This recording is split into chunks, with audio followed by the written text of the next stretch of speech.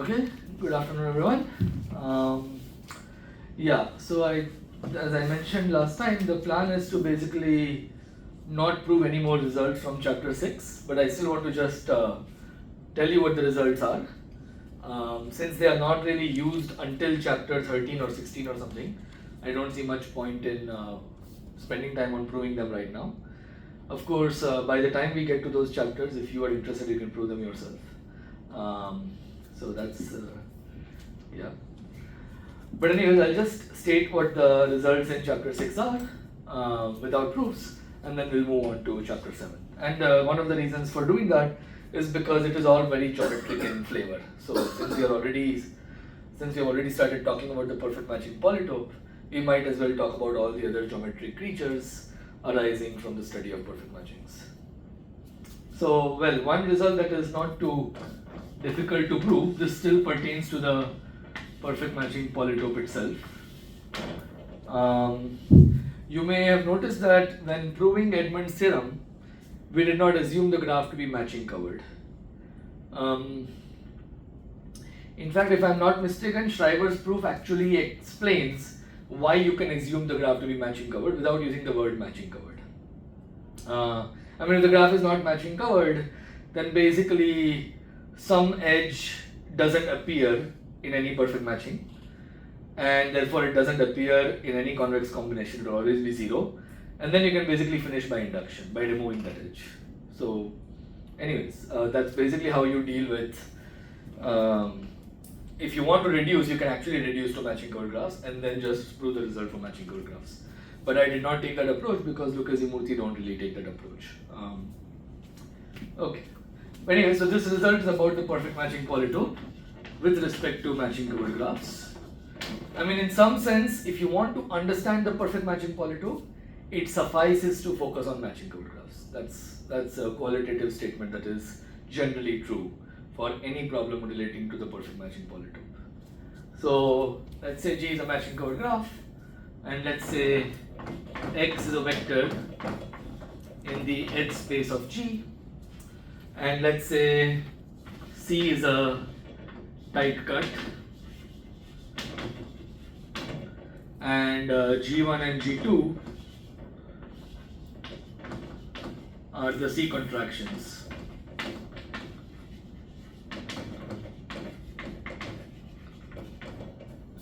Then what you can prove with not much difficulty is that X belongs to the perfect matching polytope of G if and only if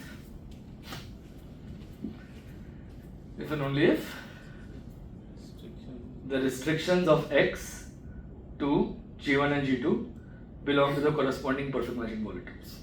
It's exactly what you expect if and only if Xi belongs to the perfect matching polytope of Gi for each I in 1, 2, where Xi is simply the restriction of X to Gi. And I'm going to leave this as a DIY. It's not too difficult based on the case 1 of the theorem 6.1 proof that we discussed, right? So in case 1, we actually had a cut across which X was equal to 1.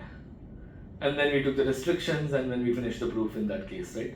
I did not write down all the details, and we actually only dealt with rational values, but I mentioned that you can also generalize to real values, or you can use some result which says that, oh, because it was an extreme point in the proof, it will be rational, right? So anyways, you can go to the, so my suggestion is, here is a DIY, read the proof of theorem 6.1 as it appears in Lucchesi-Murthy, and then use that case 1 to basically prove this.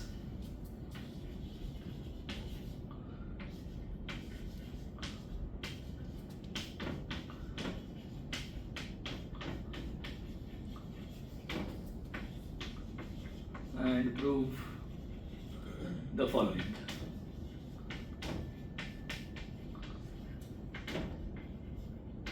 Okay. Right. Alright, so with that I think we are done with the perfect matching polytope for some time. Let's move on to some other geometric creatures, and now I will not be proving anything, I'll just state a few results. Okay, so the perfect matching space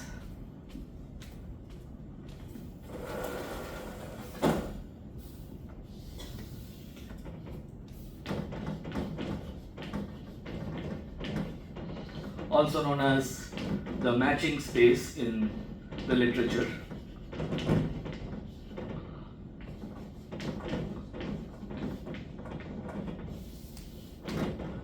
By the way, the matching polytope is not the same as perfect matching polytope. There's also results on the matching polytope, which I'm not going to discuss here. We are going to talk mostly about things related to perfect matchings. So the matching space is simply the linear subspace of the edge space that is generated by the perfect matchings.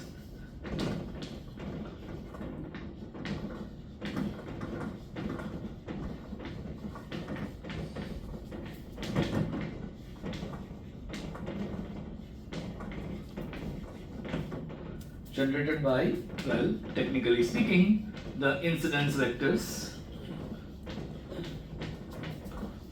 of perfect matchings of a graph, right? So anything you can generate using linear combinations of perfect matchings, right? Basically no restrictions, any linear combination, if you can generate it, then it is in your matching space, otherwise it is not. Yeah? Okay, and this was, yeah, so the notation we'll use for this is len of G.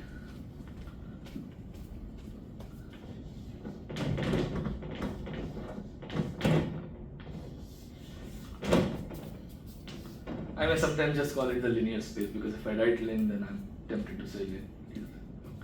Yeah, okay, and yeah, so here is where I want to talk about regular vectors. Convince yourself that for matching covered graphs, so now we are talking about matching covered graphs, right?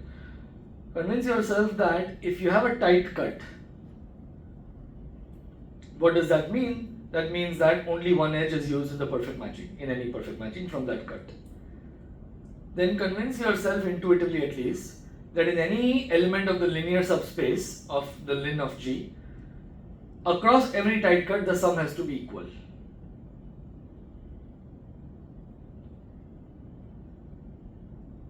Let's try an example. I need two tight cuts, and I can also look at the trivial tight cuts, but okay. Let's do one example.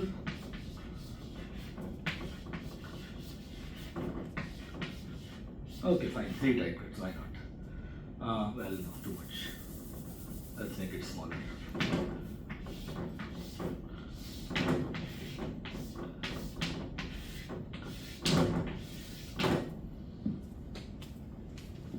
Let's take a couple of perfect matchings.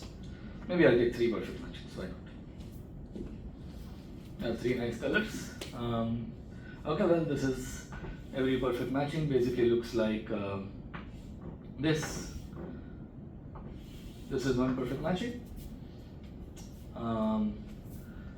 Here is another perfect matching.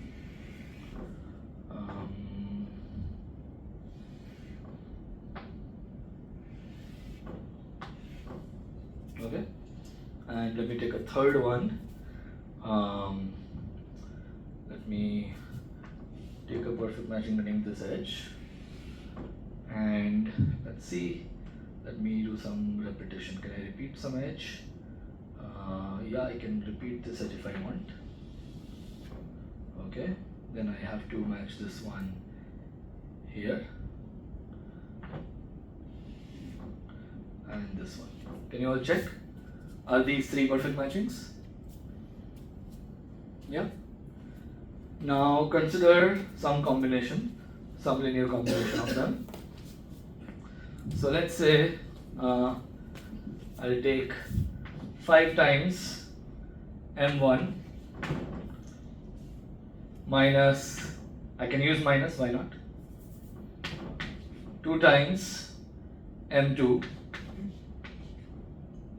plus 4 times M3.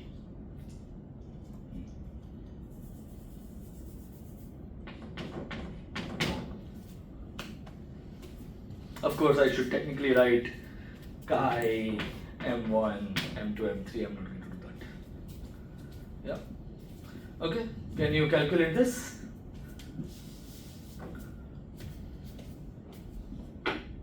And then check. So let this be the vector x. And then let's check what is C and D.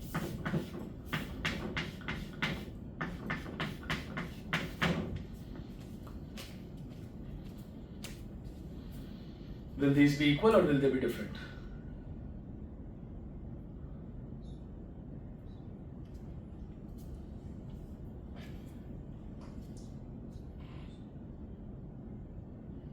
Yeah?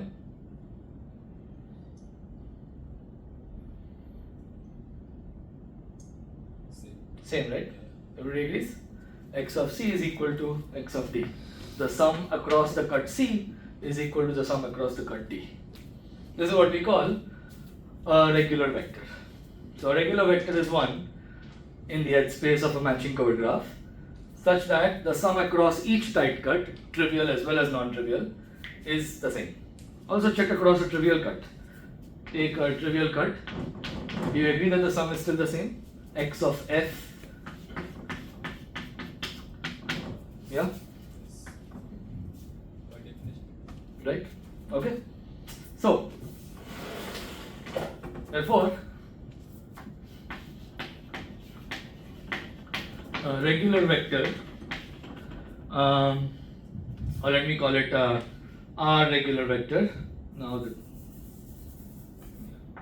an R regular vector in the edge space of a matching covered graph G, since we never really defined tight cuts for matchable graphs, is one where X of C is equal to R. So X is an R regular vector in the edge space if X of C is equal to R for each tight cut C of G. Yeah. And they also introduce notation, which may be used later, so I'll just introduce it anyways. Script T of G is equal to the set of tight cuts of a matching covered graph G. So therefore, I can simply write for all C in the set of tight cuts. Yeah? And what you just observed is that if you take any element in the linear space, in the so-called matching space, it is regular. Turns out this is actually if and only if. This was actually one of the things proved. This is probably not too difficult. What the difficult part was the dimension of the matching space. Yeah. So let me skip that. So what is not too difficult to prove is that maybe this is something you all can try actually. This is really not that difficult. Theorem 6.7.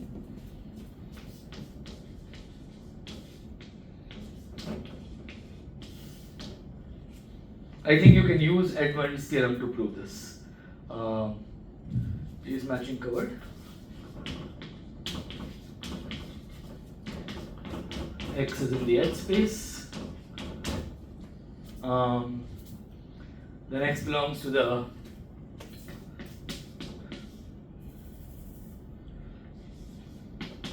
matching space if and only if X is regular.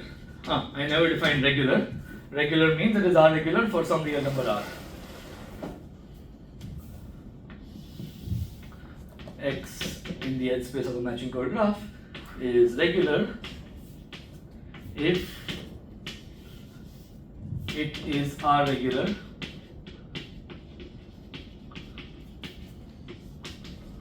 for some real R. And this turns out to be a complete characterization of the matching space of a matching chord graph.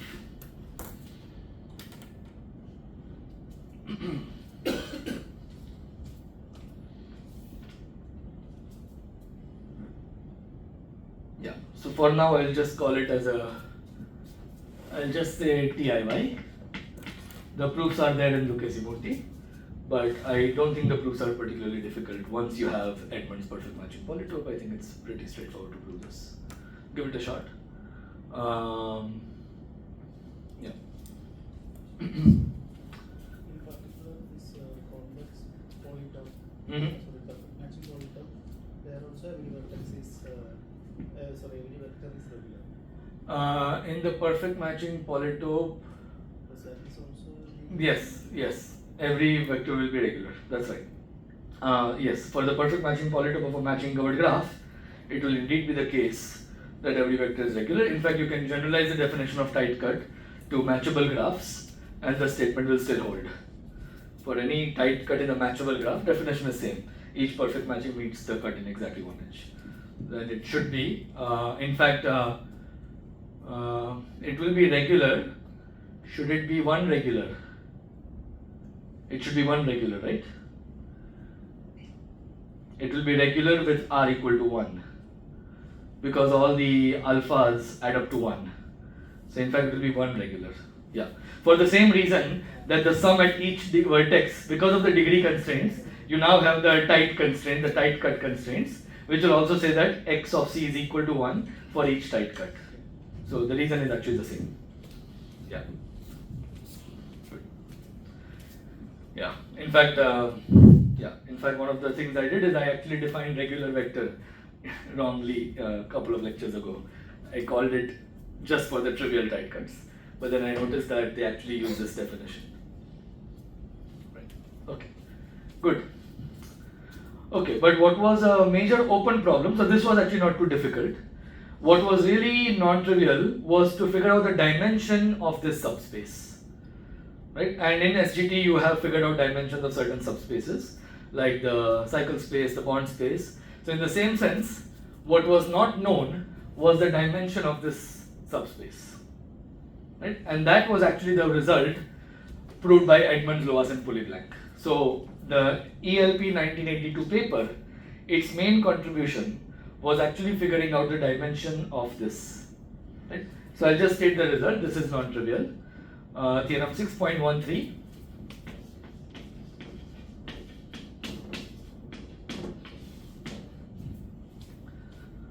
Okay.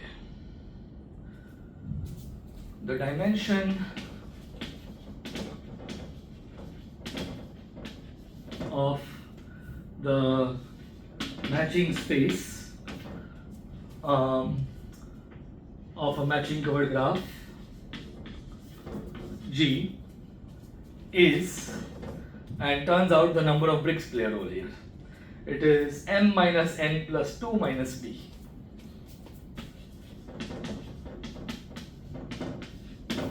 M is the number of edges, n is the number of vertices, b is the number of bricks.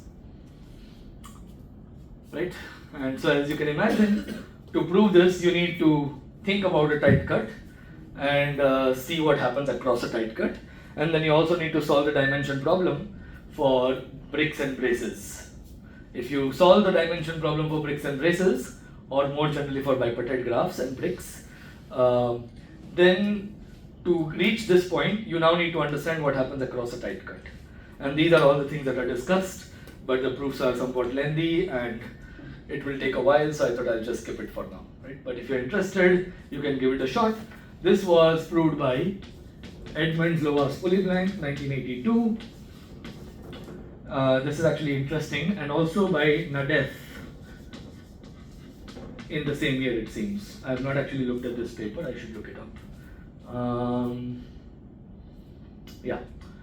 One thing that is worth noting is that the invariant B That actually comes from 1987 because of Lovász. Until 1982, we don't actually know that the tight cut decomposition leads to a unique list of bricks and braces. So the fact that B is invariant is actually complicated in 1982, you may think, and that would be right. But the reason it is still given, the reason they still get the credit for this is because the definition of bricks that was used in that paper was not a non-bipartite matching covered graph free of non-trivial tight cuts. It was 3 connected bicritical graphs. And it was not actually tight cut decomposition. They were doing what is called an ELP decomposition in some sense. They were considering barrier cuts and 2 separation cuts and collecting all the non-bipartite creatures on the way, throwing away all the bipartite creatures. So when you have a barrier cut, you throw away the core. You just look at the B fragments. Once you have all the B fragments, after doing this repeatedly, then you'll have a bunch of bicritical graphs. And then from the bicritical graphs, you just apply 2 separation cuts and you get 3 connected bicritical graphs. And they would have proved that that is an invariant, the number of 3 connected bicritical graphs you get. But the fact that these are exactly the so-called bricks, that was not known at that time. Or in fact, the definition of bricks was 3 connected bicritical graphs. Anyways, you get the point. Right? So, yeah. So now we state it like this, and we use B over here, but that is partly because of Lovász's theorem. Right? So, anyways, does that make sense? So it is much later that we realize, or people realize, that this is just tight cut decomposition. Whether you use ELP cuts or any tight cuts, it doesn't matter. Okay. Alright, so if you are really interested, you can give this a try, but this is non-trivial. This is fairly non-trivial. This was a major open problem at the time. Okay. Good. Questions, concerns regarding all of this so far? Okay, so now I'm going to talk about 2 more geometric creatures, which I talked about in the very first lecture. But at the time we did not have a very formal language and all that, so it was a bit probably vague, at least for people who are not too familiar. So I'm just going to go through those things a bit again, using the terminology in Lucchesi-Murthy. Yeah. Okay, so I'll continue here. Okay, let's throw away the polytope.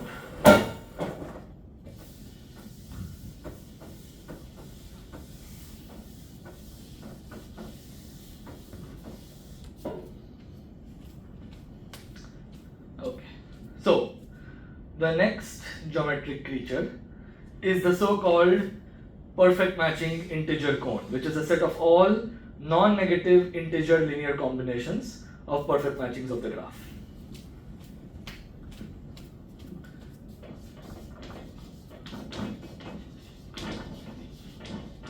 And this will eventually relate to, because it is non-negative, this relates to the 4-color theorem. So we'll use the notation integer cone of G. And this is basically the set of all non-negative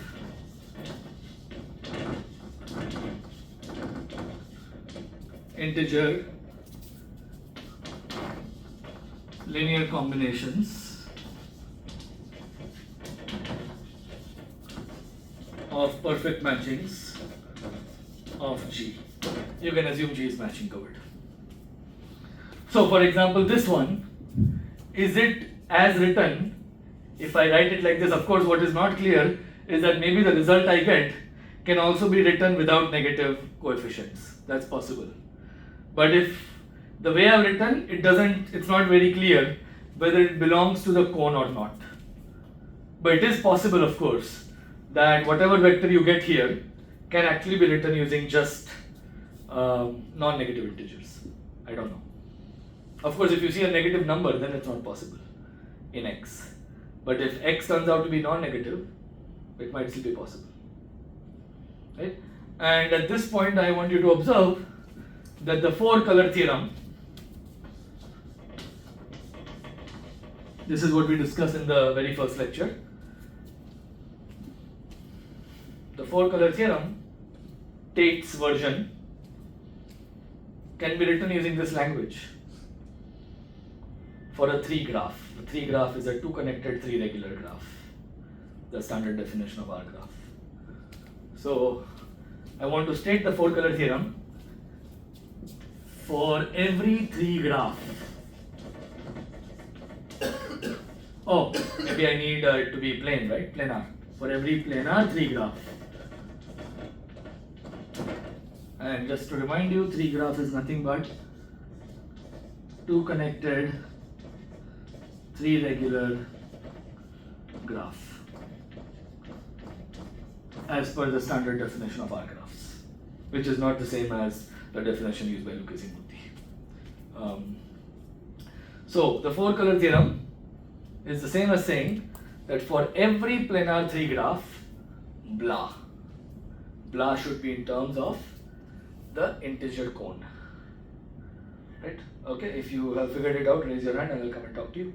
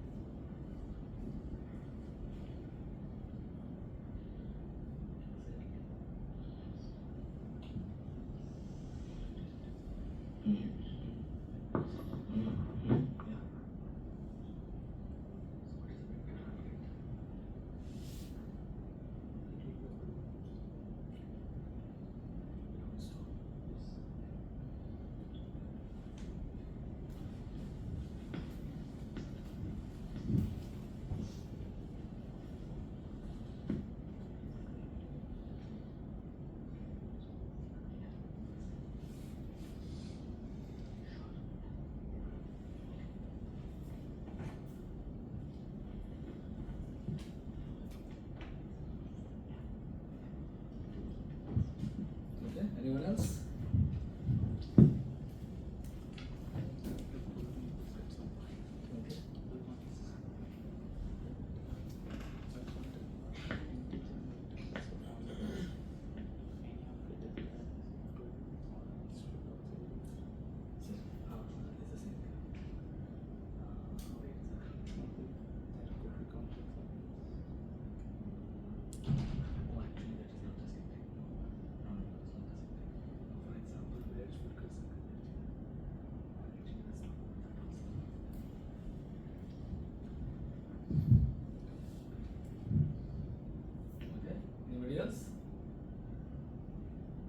Something belongs to the integer cone, that's it. The four-color theorem, Tate's version, right, which is equivalent to every other version, of course, is the statement that for any planar 2 connected 3 regular graph, something belongs to the integer cone. What is that thing, that vector?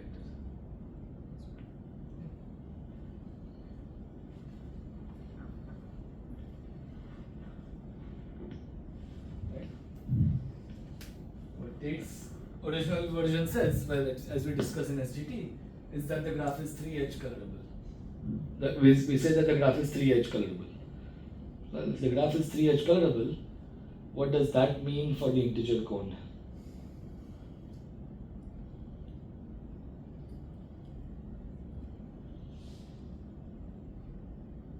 If I take those 3 perfect matchings and the corresponding vectors, if I add them up, what vector will I get?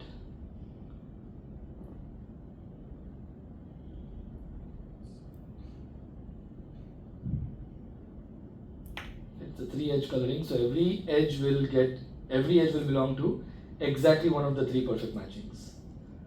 So in each component you will get a 1, right? Do you see that? Each component will just be equal to 1.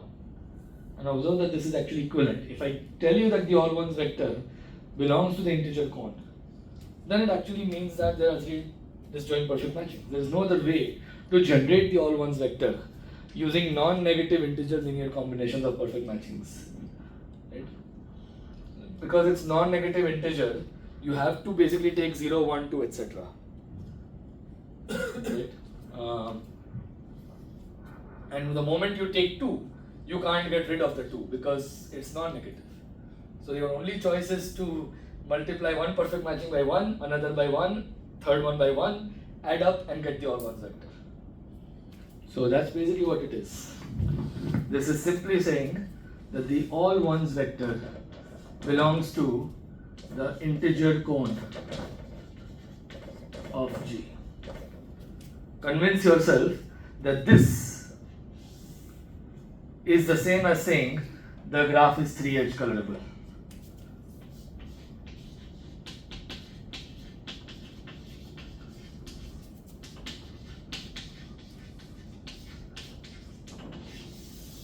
Both of these are equivalent.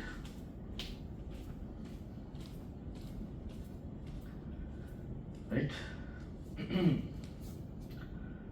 Since we have done this, now let's try one more thing. I just realized while discussing with Santosh. The Baird-Fulkerson conjecture. The Baird-Fulkerson conjecture says that in any two connected three regular graph, is that right? Two connected three regular graph. There is a set of 6 perfect matchings, not necessarily distinct, such that every edge appears in exactly 2 of those 6 perfect matchings. For example, if the graph is 3-edge colorable, red, blue, green, I will just take red, blue, green, I'm done. Can we now write the Baird-Fulkerson conjecture in terms of the integer cone?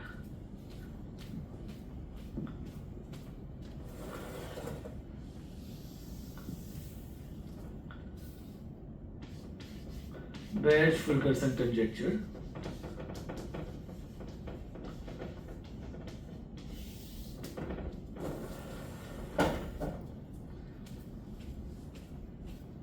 Every two connected three regular graph has a set of 6 perfect matchings, not necessarily distinct, such that every edge appears in precisely 2 of these 6. What does this mean? And this is for all 3 graphs. We don't even need planar. For every 3 graph, including the Peterson graph, right?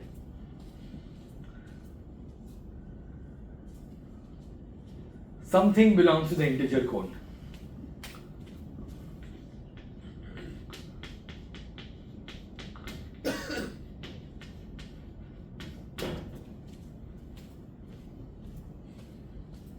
Okay, think about it.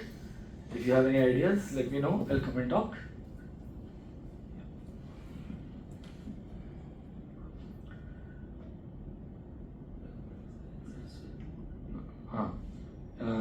There is a set of 6 perfect matchings, not necessarily distinct, so that every edge appears in exactly 2 of those 6.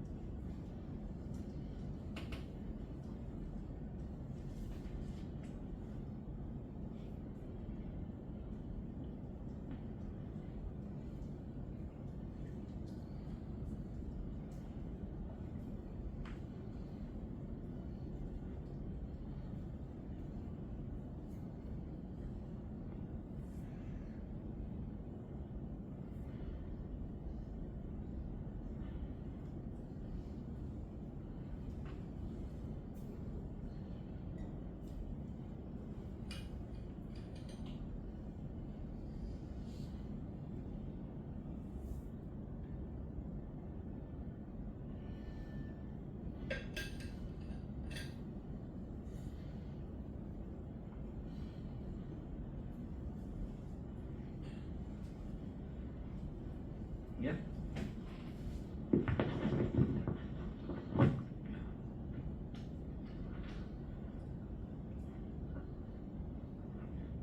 Even if you have a wild guess, just make a guess. Then you can worry about proving or disproving your guess.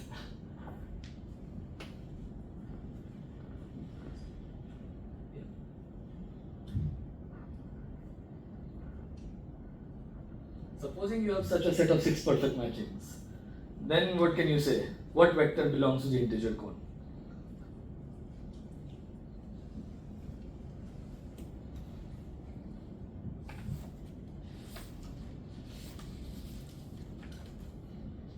Right, what happens if you add up all the corresponding vectors? What will you get?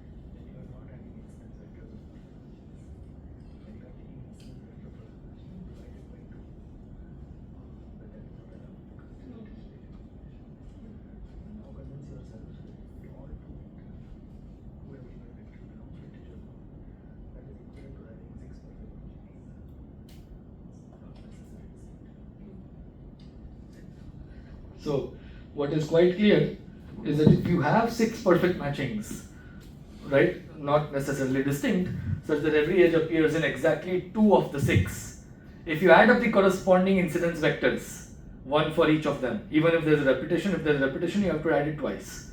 If you add up all the incidence vectors, you will simply get the all 2's vector in the integer cone. Now convince yourself that if the all 2's vector belongs to the integer cone, that actually means that there are 6 perfect matchings because you are taking integer, non-negative integer linear combinations. The only way to get non-negative integer linear combinations and get the all 2's vector is to actually have 6 perfect matchings, possibly with repetitions, so that every edge appears in exactly 2 of them. Right? So convince yourself that this is equivalent. So what we just did is we stated the 4-color conjecture, well, theorem, and the Beige-Fulkerson conjecture, which is indeed a conjecture, both using the integer cone. Good.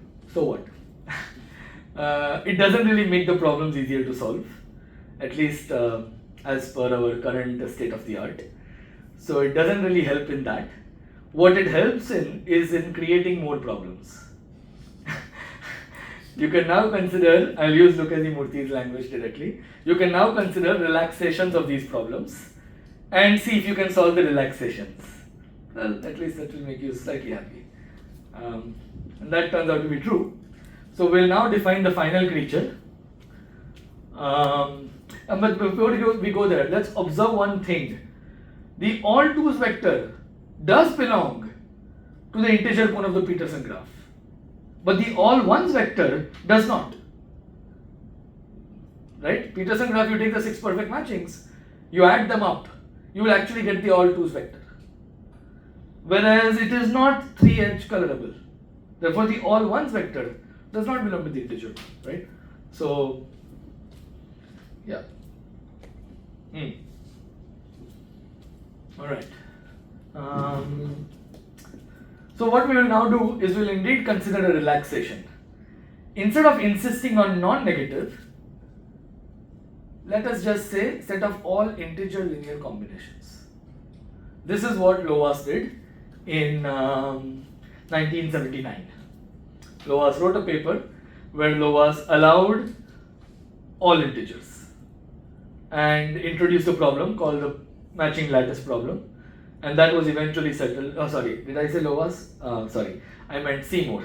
Seymour introduced this problem in 1979, made some progress on the problem, but finally the problem was completely settled by Lovász in 1987. Yeah. So, but this paper of Seymour was a really influential one. So let's just define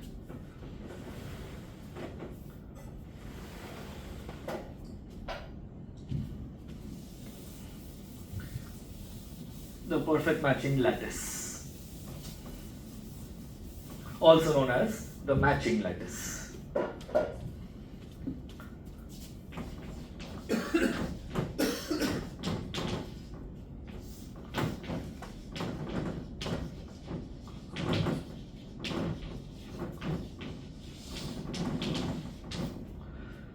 The notation is what you would expect, lattice of G. It is a set of all integer linear combinations of perfect matchings of G.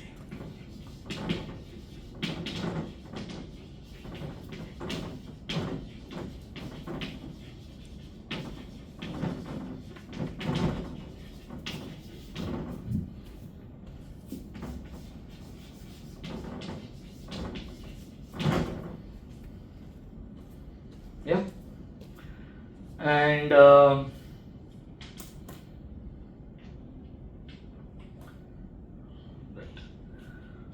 what is not difficult to observe is that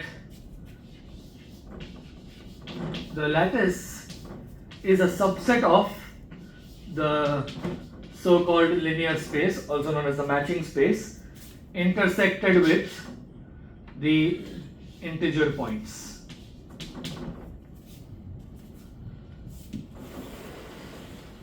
Convince yourself of this.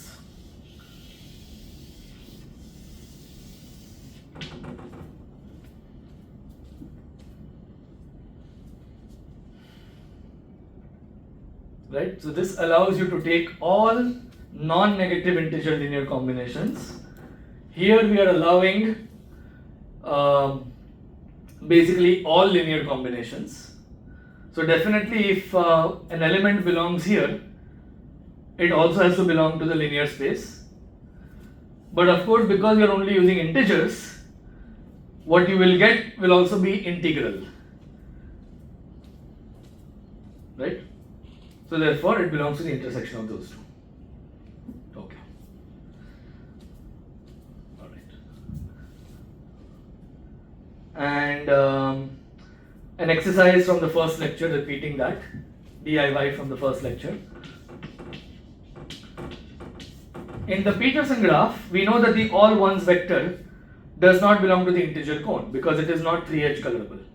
Turns out for the Peterson graph, the stronger statement is true. The all ones vector does not belong to the lattice either. So one way to prove the Peterson graph is not 3H colorable is to actually prove the stronger statement. It cannot even be, the all ones vector cannot be written as an integer linear combination, even if you allow negative numbers. Even if you allow negative coefficients, you will not be able to get the all ones vector. So therefore it is definitely not 3H colorable. It is very far from being 3H colorable in this sense of being very far.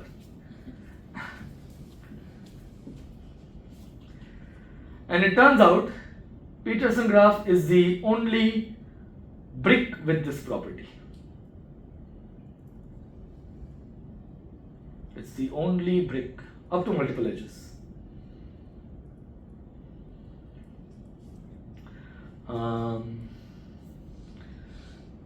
Wait, did I say that correctly? Well, at least for 3 regular that is correct. For general bricks, I'll make a statement which is more general. It's not related to the all ones vector. Yeah, it's the only cubic brick with this property. Let me say it that way. Okay, let's see.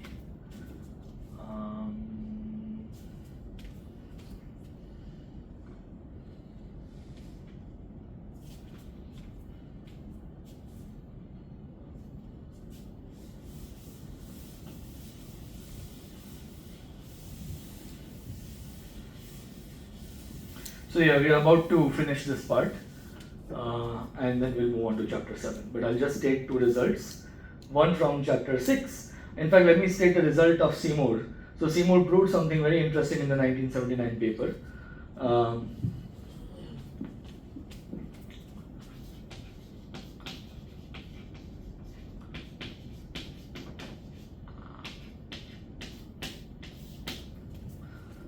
They just stated in the discussion. Every planar 3 graph, the all ones vector belongs to the lattice. If G is a planar 3 graph, then the all ones vector belongs to the lattice of G. Let's see, how does this... the 4-color theorem actually is a stronger statement. The 4-color theorem says that for planar 3 graphs, the all ones vector belongs to the integer cone. The integer cone is in general smaller than the lattice. Lattice is a relaxation. Right? You all agree? Because now we are allowing all integers instead of just non-negative integers. Therefore, in general, if you want to think of it as a Venn diagram, the lattice is in general a superset of the integer cone.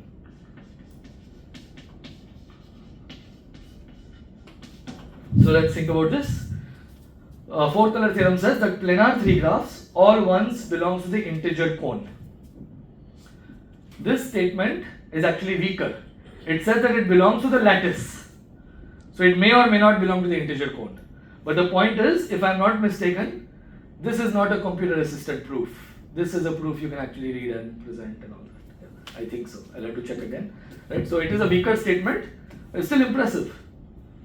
So proving the 4-color theorem is really hard, but you can prove this relaxation of the 4-color theorem and hopefully also present it in some lecture someday. I don't know. Anyways, I'll have to check Seymour's paper again, but I'm pretty sure it doesn't rely on computation and all that, right? So, but it is a weaker statement. So, good. Right. So now let me just state the final results. These are proved in the Lucchesi-Murthy book in part 2. So eventually we may get there. So theorem 6.14.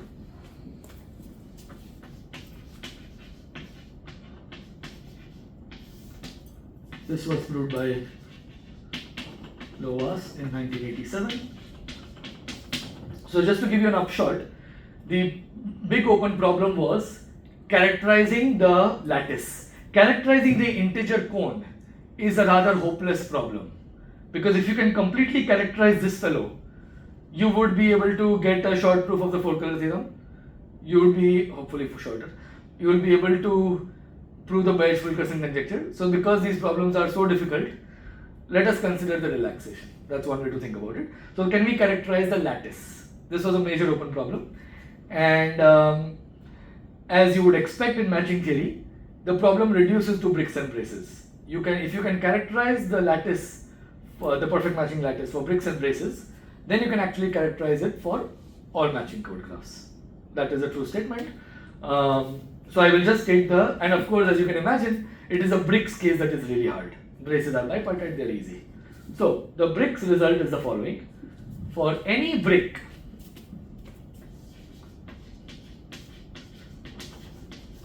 that is not the Peterson brick,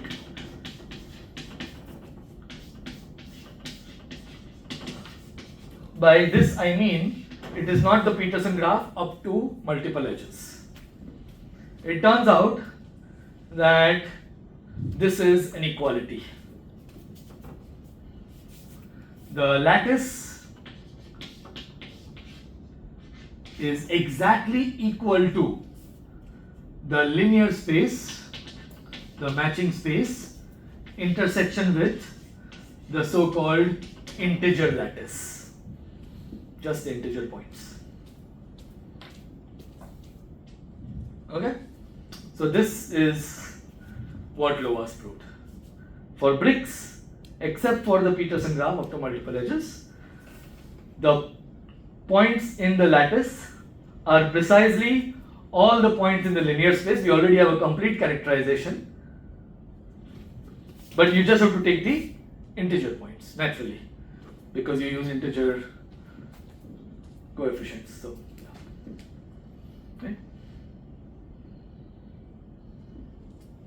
okay, so this is proved in part 2 of the book, and I will also quickly state a more general result that follows from this, if I'm not mistaken. Maybe there is some amount of hard work involved. It is theorem 13.1. So I just want to state that, and that is the end of today, this part.